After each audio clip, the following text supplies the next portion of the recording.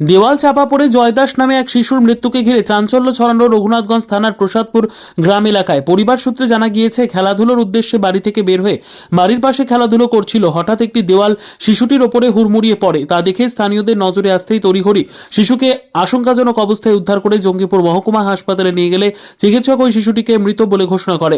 তার অকাল মৃত্যুতে শোকের ছায়া নেমে এসেছে পরিবার সহ এলাকা জুড়ে।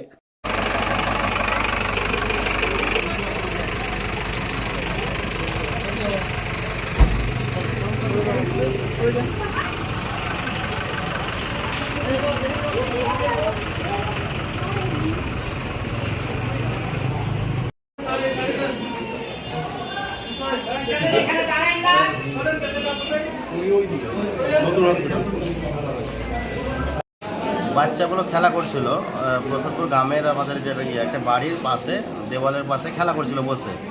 হঠাৎ করে দেওয়ালটা ভেঙে পড়ে গেছে, ঢাকা পড়ে যায়। বার হতে হতে স্পটে ওখানেই খেলছিল, ওখানে হ্যাঁ খেলা করছিল।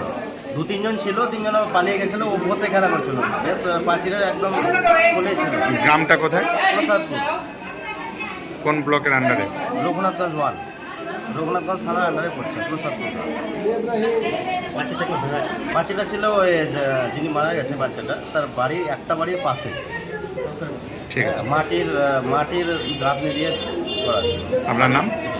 আমার নাম নয়ন দাস, বাড়ি প্রসাদপুর। হয়েছিল বলতে বাচ্চাটা পাঁচিলের ধারে খেলাধুলা করছিল।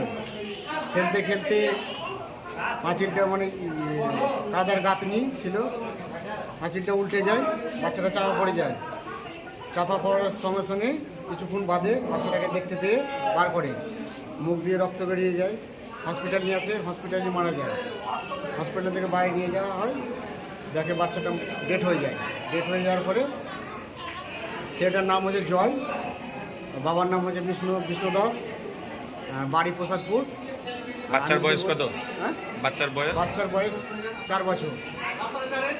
আর আমার নাম মনোজ দাস, বাড়ি মির্জাপুর।